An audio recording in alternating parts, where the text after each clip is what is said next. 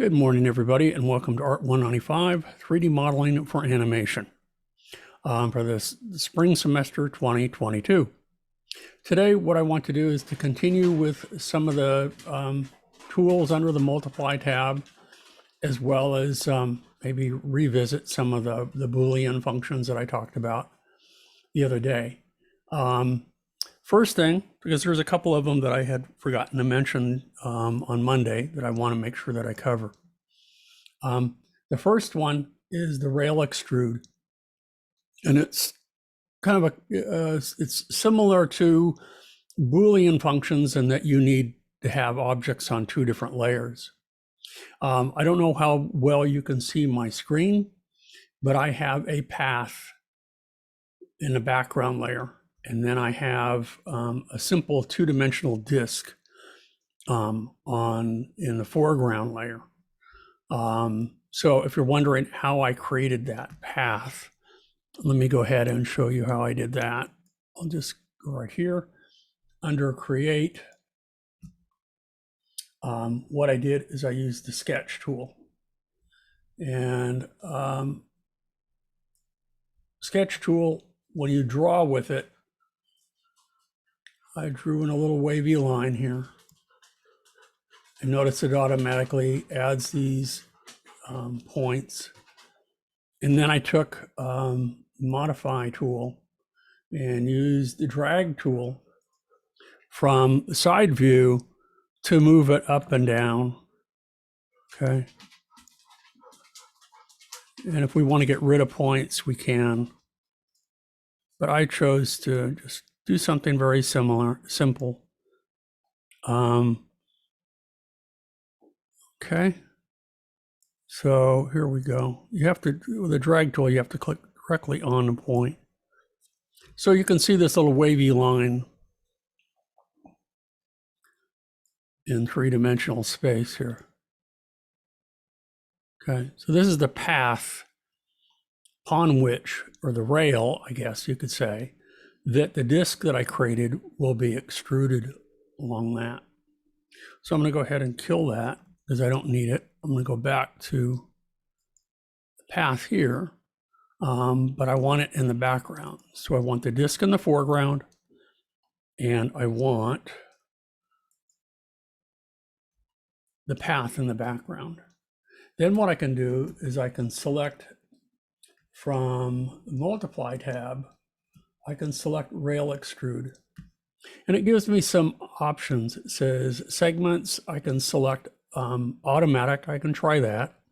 Uniform lengths, uniform knots, and you can also specify how many you want. And do you want the path oriented or the disk oriented to the path? And I do. Okay.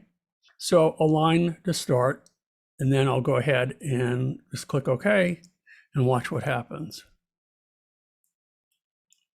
Now I have my little gnarly tube. Okay. Really pretty cool. So this is a way, you know, if you're going to make telephone wires, you know, telephone or any kind of curved linear wires of any sort, this would be, or garden hoses, things like that. This would be a good way to do that. Okay. So that's the first thing that I wanted to talk about. The next one is that there's some pretty nifty tools that we have available to us that are, I mean, I rarely, if ever, use these, but they're still kind of nice to know that we have them. So let me reset this. The next one under Multiply is going to be the Spiky Tool. And I got to make sure that I find that. So it's under More here, and it's down below the seashell tool. And I showed you that before because that's similar to Extrude. I'm going to use a Spiky tool. Come on. Let's reset and activate. There we go. And now when you click and drag, notice what it does. Now, because I have no polygons selected, remember that all polygons are selected. And then once that's done, remember you can always test and see what happens. What it does is it takes 4 pointed polygons and it subdivides them into 4 3-pointed polygons at the center, with pointing at the center. And then you can go ahead and as you click and drag, you can create some pretty interesting shapes. Okay. So that's what that one does. There's some other useful tools as well.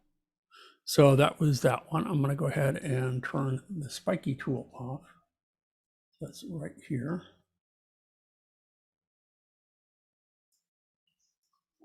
And I'm going to go to the next one. Actually, you know what? Let me go back to this one. I want to go back to this because I'm going to undo it. And I wanted to show you, I may have shown you this before, but it kind of bears repeating. Again, it's under the Multiply tab. And I will show you how to use this in a minute for organic modeling, for building a ceramic cup. Because there's a couple of different ways that you can do that. But I want to build a ceramic one organically, and I'll show you how that works. In the meantime, though, what I was going to do is that, again, under Multiply, it should be under More, and I want the magic bevel. Oh, it's right up here. All right, select that. And you'll notice all the points that are activated because of all of the polygons available on the sphere. If I turn that off, let's try something a little bit different.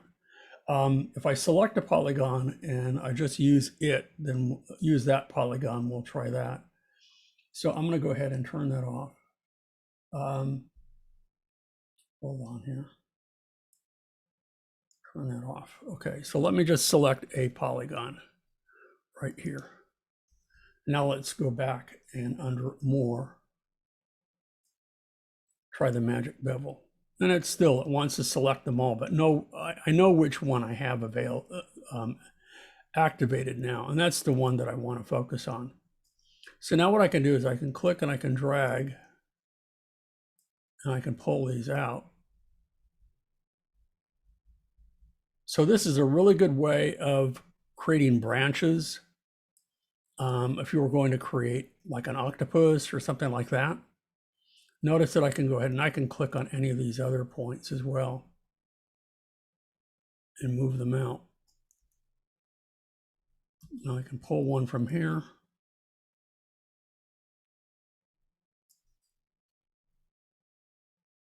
Okie doke. So let me go ahead and turn that off.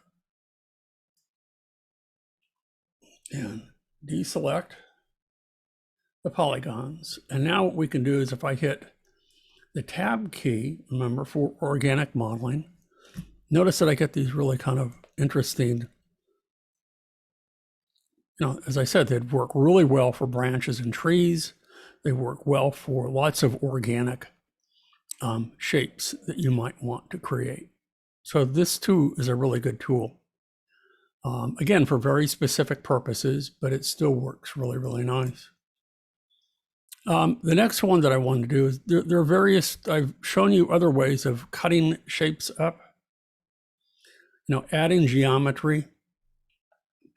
But you'll see in a minute why you would probably want to use this tool for organic modeling, because if I hit the tab key for this, notice that it just looks kind of like a pill or a sausage-like shape.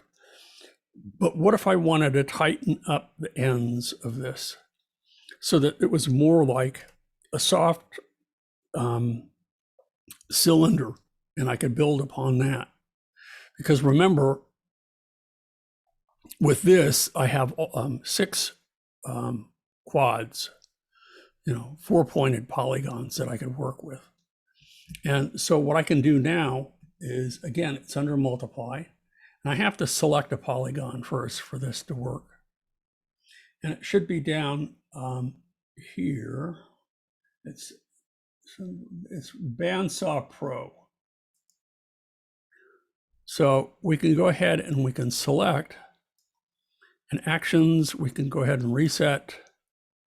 We can go ahead and we don't have any presets, but we can use auto, or you'll notice that let me go ahead and enable divide.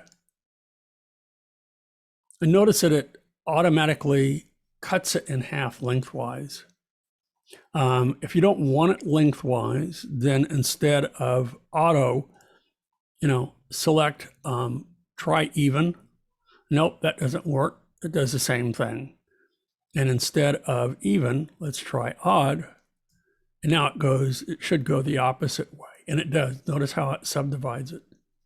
But what we can do is I'm going to go ahead and I'm going to set this value at 10%. Okay, so it moves it over. And then I'm going to go ahead and I'm going to add another cut. Okay, let's add another cut. Come on. And I'm going to add it at 90%. So I have, whoops, no, I want to go ahead and add one. Let me go ahead and, I don't want to edit it. You can always edit or I can delete them. I want to go ahead and add. I don't know why it's not adding here. So let's go ahead and add again. Oh, I just click in here. That's why. Duh. So I have one at 90, one at 10%. Forgot about that. You just click anywhere you want to add one. So if I click here, it adds it. And then if I want, with that one selected, I can go ahead and delete it. So we'll go ahead and delete. So let's go ahead and let me see here. Let's go ahead and turn it off. Now, there we go. So I just have 10% and 90%. And now if I hit the tab key, watch what happens. Whoops, let me go ahead. No. Hit it again. I goofed. I need to make sure that nothing is selected. Now let's hit the tab key again. There we go. Notice how it tightens up the edges. And if you really want to tighten it up, remember you can there's a variety of ways of doing that. I can go ahead with points selected. I can go ahead and right click. Let's deselect the points. Right click these points and move them to the right. Okay, and I'm selecting one, and remember that when I'm selecting in wireframe, it selects all the way back. Any point in front and in back, it will select. Now I can hit T for move. I can begin to move it over like so. I'm going to get it really close to the edge here. And then I'm going to turn off move, deselect, select this group of points right here and do the same thing, move them over. T for move. And move them over, hold down the control key.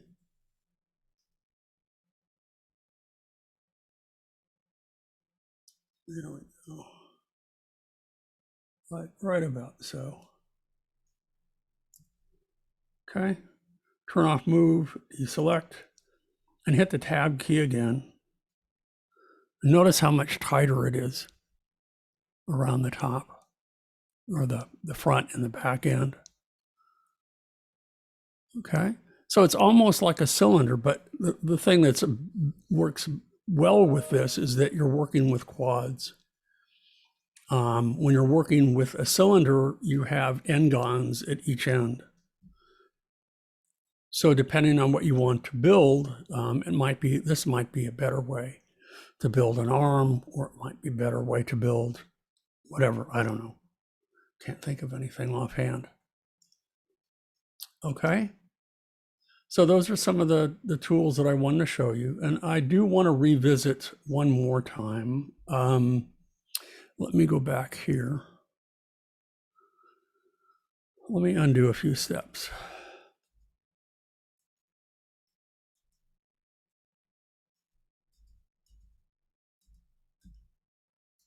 There we go. I'm going to reset that, and I wanted to go back under construct and under Boolean modeling.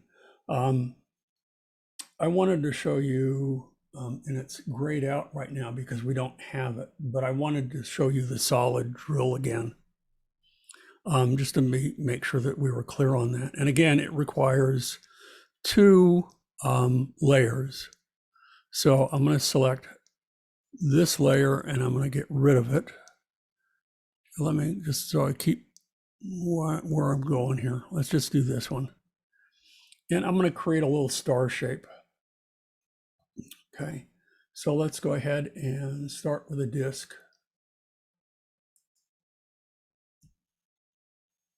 And get my disk tool, click and drag, hold down the control key to make sure that it's perfectly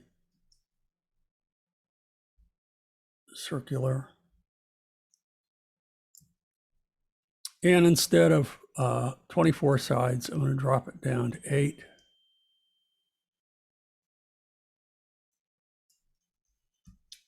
Let's fix it, and then let's make my star shape. So select points.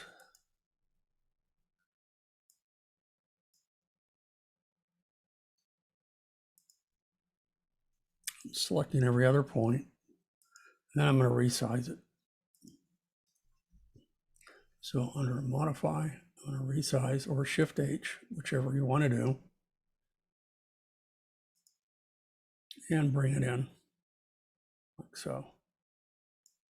Okay, so turn off size, deselect, and now let's go ahead and extrude. So I'll go to multiply, and I will go ahead and extrude this shape, turn it into a nice three-dimensional form.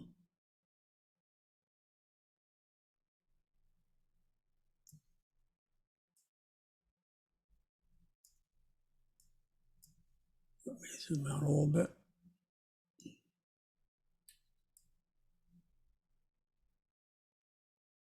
There we go. So I have my extruded shape here. Turn that off. I'm going to rotate it. So Y for rotate.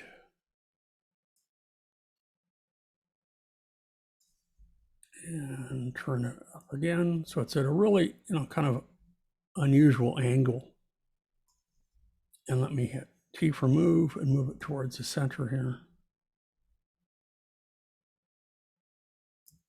Turn off move, hit A to recenter it. And now I'm going to put it in the background.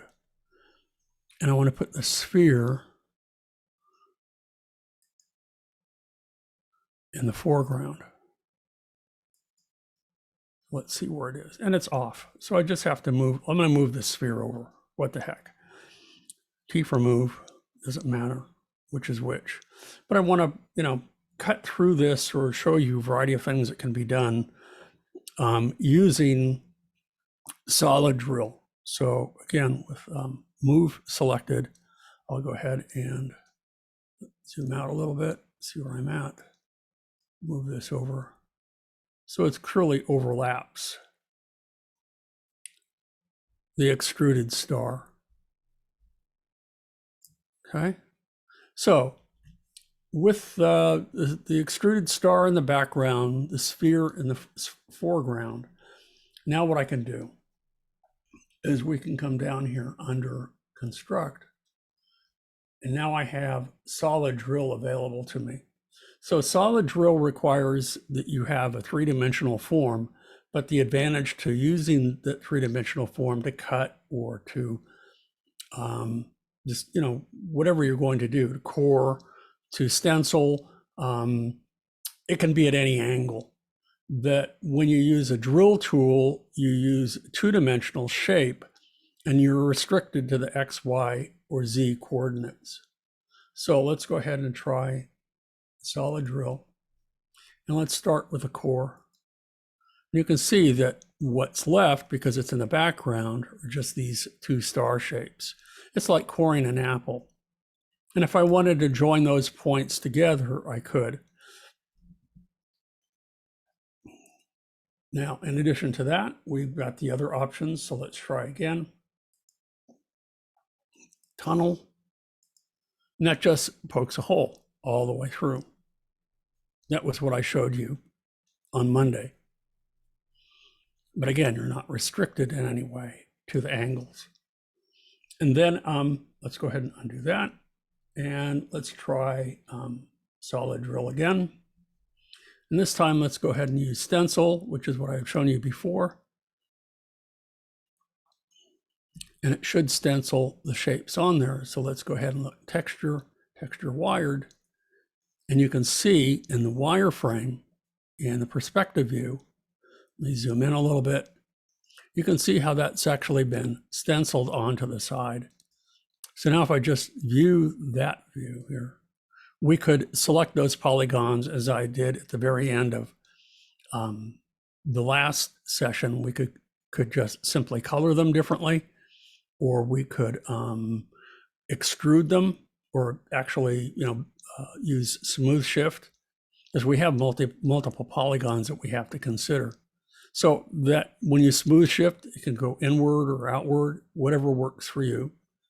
So let's try that real quick. So I'm going to select this poly. Because I did this at such an odd angle, you're going to see all these subtle little shapes here. I think that's all of them. Let's get this into some better light.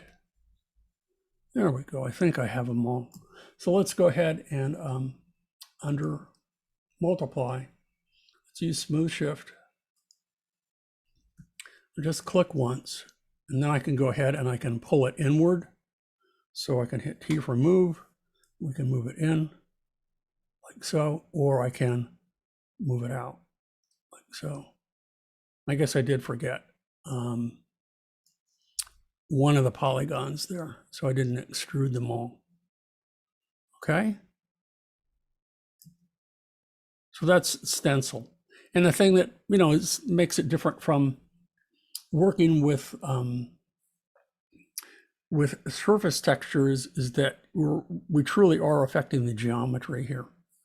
We aren't simply affecting the surface normals, and that's it. So having shown you that, what I want to do is to move forward now, and I didn't have this in my weekly syllabus, but what I want to do is to show you how to begin working with organic modeling here. So let me go ahead and hit T for move. I got to clean this up a little bit. Get rid of that.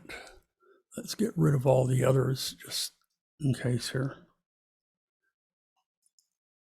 And even simple shapes, or simple forms, I should say. Shapes are typically two-dimensional, and forms are three-dimensional.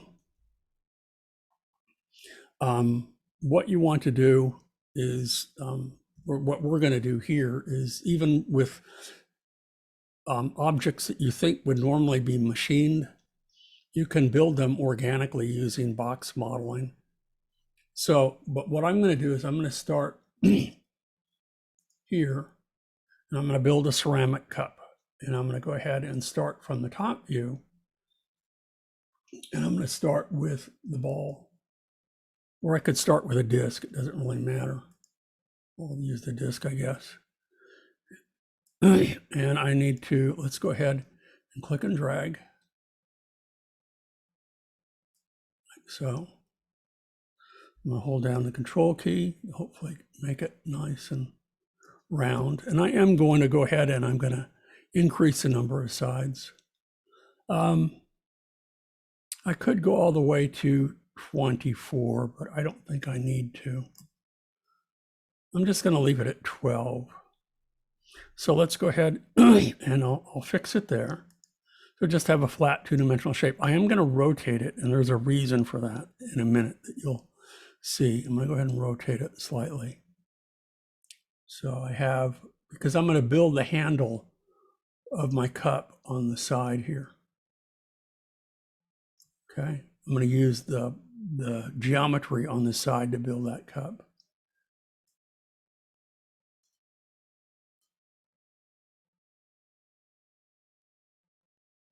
Had I been paying attention, I could have just used on the side there exact.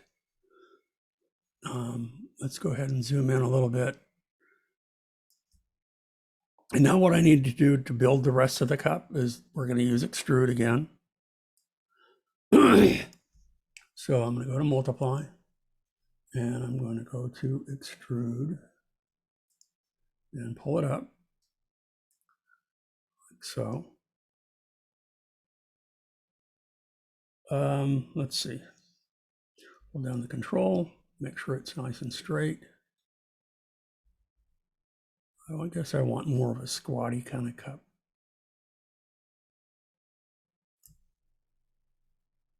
Okay. Turn that off. I'm going to hit the tab key. I want to see what it looks like. Remember, because I have polygons, it's still nice and round. That's what I'm going for. Okie doke. So now I'm going to use the knife tool to cut it up a little bit. So I'm going to use K for knife. Whoops, I don't want to do that. I want to kill it. Shift K, my mistake.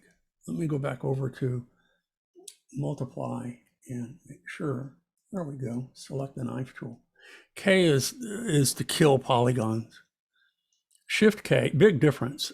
Shift K, in fact, is the one that we want because that's the knife tool. So from the side view here, and actually I need to select that top polygon because it's really kind of askew a little bit. So I'm going to turn that off. I'm noticing that it's off a little bit. So let's select the top polygon, hit T for move,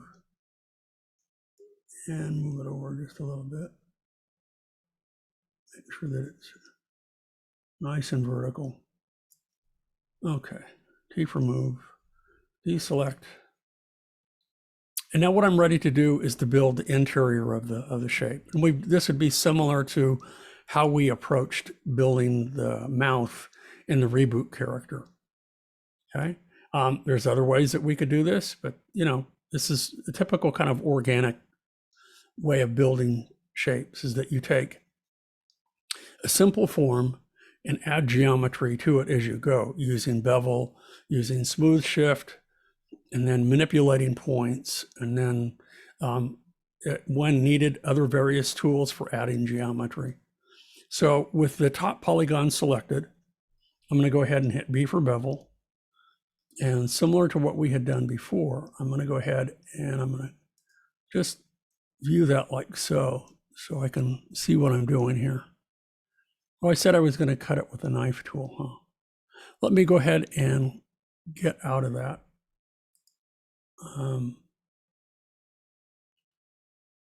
Turn bevel off.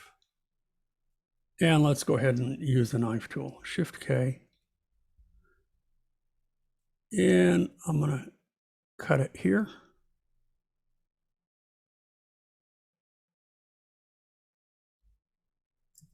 And I want to cut it. I'm just left clicking now here. Whoops, come on. No, let me undo. Click and drag again. I wasn't supposed to left click, I was supposed to right click. Let's click here. And then let's click here.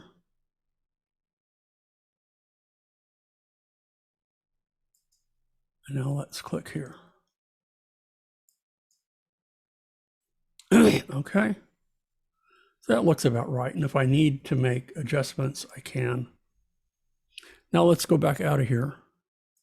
You'll see why I just did that. Because what I want to do from this side here is I want to take these guys,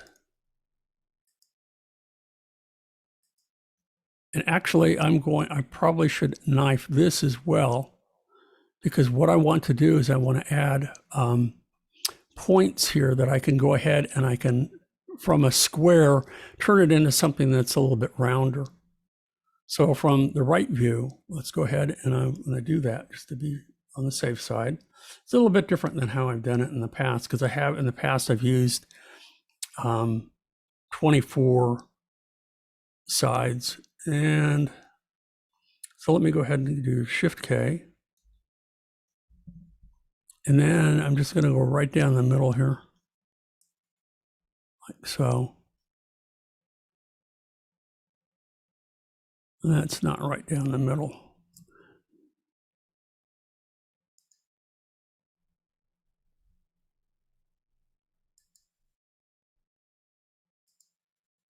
That's what I want. Close enough. Close enough for government work. We'll try that. Turn off the knife tool, and I've got that selected. Now what I can do is I can zoom in here. Okay. And I'm going to select this point here. Whoops, got to make sure I switch to points. Select this point here. But before I do that, I probably should go ahead now. And I kind of blew it. Let me go ahead and undo that. I'm going to go ahead and bevel the inside first. So I'm going to go ahead and select the top polygon.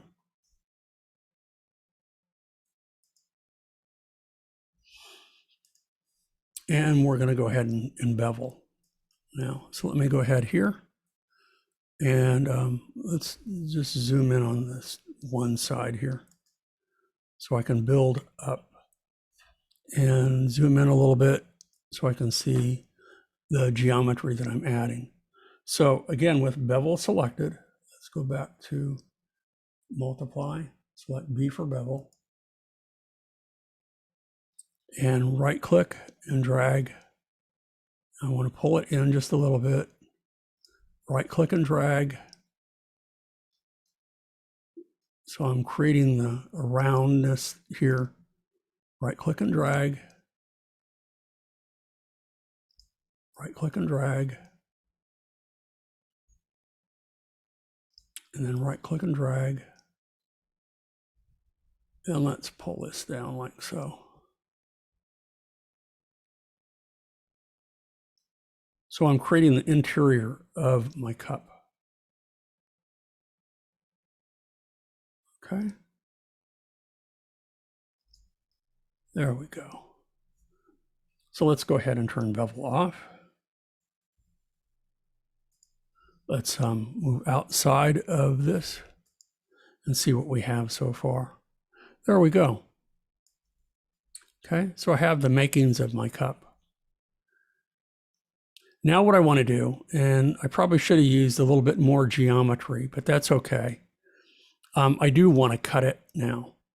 So I didn't want, before it wasn't a good idea to cut it, because I then subdivided that or bifurcated the top polygon. That wouldn't have been possible to bevel it. I could have used smooth shift, but you know, as you do these, there's efficient ways and more efficient ways of working. So let's try the Shift K again. And I'm going to just go ahead and click and drag. Pull that down like so. And whoops.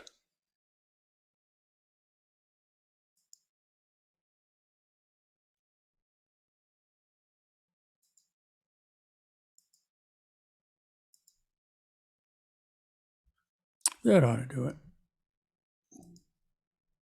And again, with the knife tool, note that it cuts all the way through. For us, that's not going to be an issue. It's not going to be a bad thing, though. So now what I can do with that cut through is I can, it will enable me to go ahead and select individual points, like so. And select this point. And now I want to stretch,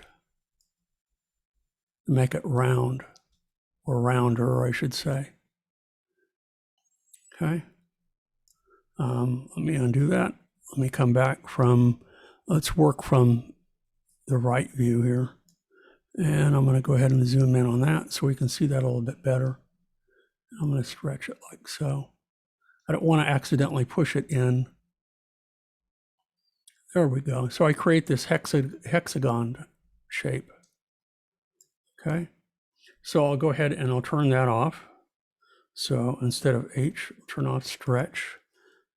And now let's go back outside of there. Let's select these 2 points again at the bottom. And again, I'm going to stretch, but I'm going to stretch from, again, the right side. H for stretch, and move it like so. About the same as what I had before. Okay. And now what I need to do is I need to merge these polys so that they're one. So I'm going to go ahead and actually collapse them or merge them together. So I'm going to go ahead and turn off stretch. And I'm going to select each of these two. I'm going to select polys.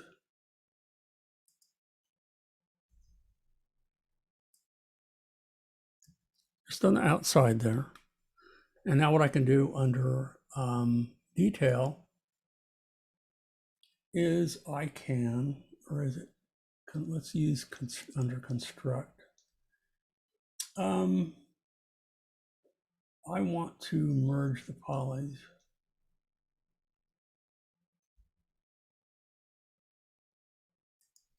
Maybe detail. Merge polys, there we go. Okay, now let's do the same down here. Deselect that, let's click these two. Let's merge these two polys.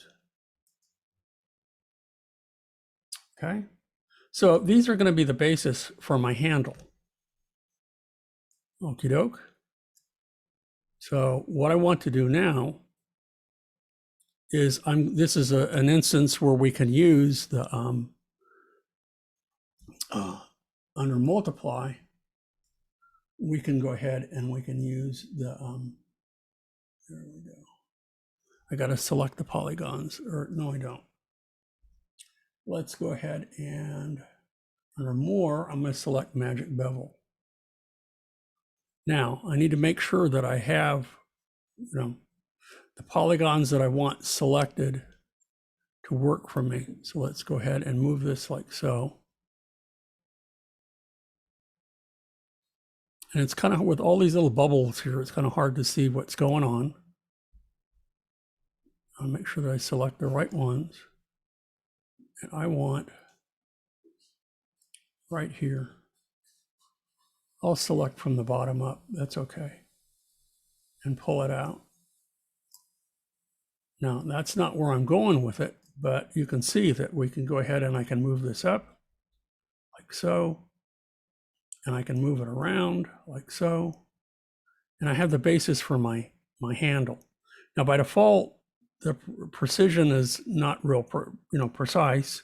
I'm actually changing the scale, so I want to fatten that up like so.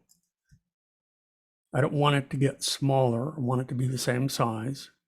I can also right now, under the operation, instead of extrude, I can now edit these parts, and I have way too many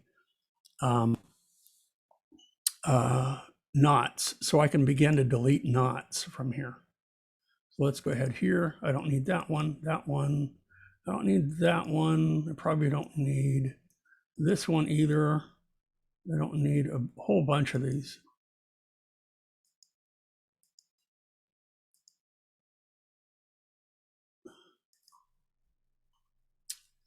That might do it.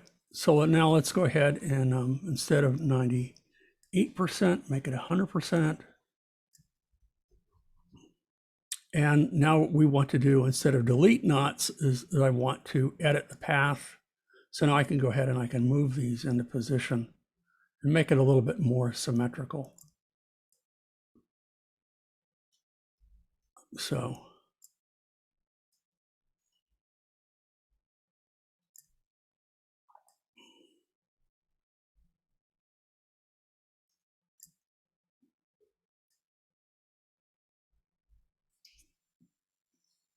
And that's looking pretty decent.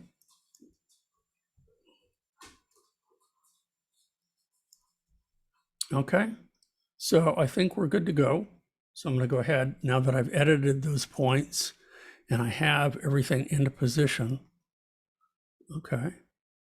So now what I can do is I can get rid of this polygon and I can now join the points together by welding them, and then hit the tab key. And then I will have my ceramic mug here. Okay. The handle is a little bit too big, but you know, fat, but that's okay. Sort of like a demi-tasse cup. Okie doke. So let me move this up a little bit.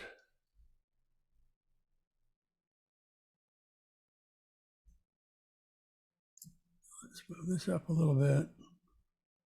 Kind of checking to see what's going on here. Make sure that everything is aligned properly before I actually begin to weld them together.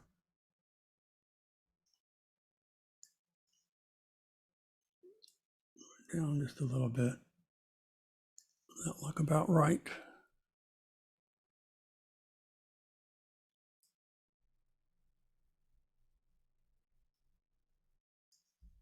Yeah, it needs to come down just a little bit.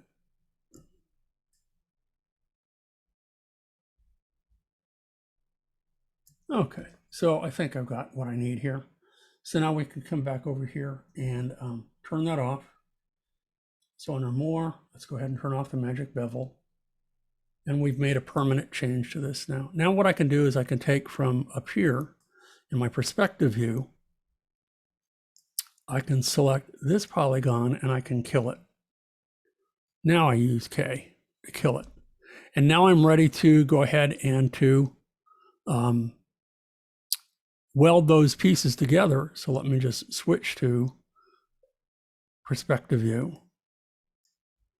Zoom in a little bit so we can see a little bit more clearly. And now we go around the horn, similar to the way we welded the foot to the leg. So I'm going to select points to do that. Select this point, then this one. And then what I want to do is I'm going to go to detail and I'm going to select weld.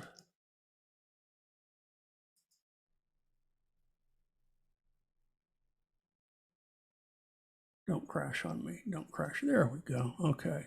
Select this point and then this point.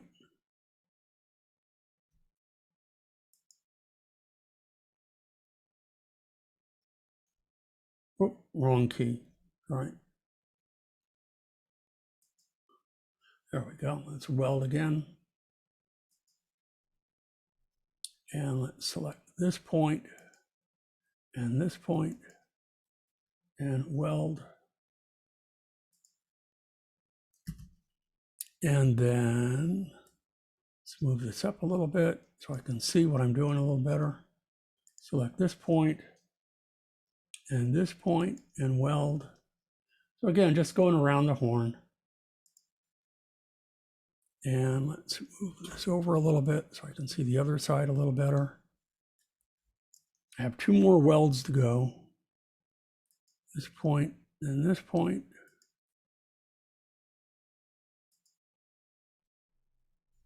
And we weld.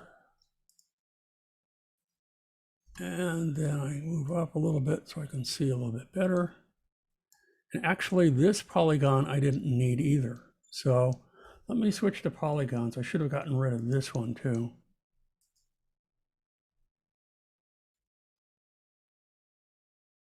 There we go. I don't need that interior polygon. Just as I didn't need the one on the outside of the cup. So I'll switch back to points. And again, I'll select this point and then this one, hold down the shift key to select this one. And then once again, I will weld. There we go. Okay, so let's zoom out a little bit and see what we have here. Now, we have the makings of our cup. it doesn't look super spiffy at the moment. I can take some of these points and move them and rotate them if I want to make this a little bit more symmetrical, but let's go ahead and hit the tab key. I'm going to get an error message because of the n-gons at the top and the bottom, but you'll notice that it's not too shabby here. We have our ceramic cup. And notice how the edges where the handle meets the cup or a nice smooth blend, much the same way that you would see in a, a ceramic cup, the way that they are blended together. It isn't an abrupt connection. It is a smooth, soft one that we see here with the little curved handles. So again, it could be a little bit better, but for demonstration purposes, just to see how one way of organic modeling works. Okay. That's pretty much all I have for today. Again, more tools to add geometry, the modified geometry, and to begin working with organic modeling. What I'm going to do starting next week is showing you a series of videos on modeling a character head. I already have them saved in modules. So I won't be recording them, but I will be here and to answer any questions that you might have regarding how he's approaching it. He uses most of the same tools that we've already used. He uses box modeling to build a head.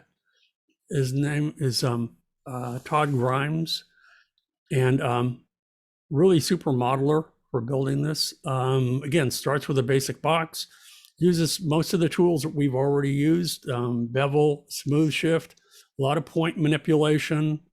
He does have to use spin quads once in a while, which we can talk about on another day. But again, it's starting with very basic geometry and adding geometry as needed and creating something really, really complex. Okay. So that's it for today. I'm going to go ahead and I hope you guys have a good weekend. Don't forget the toy, is it due today or soon? Or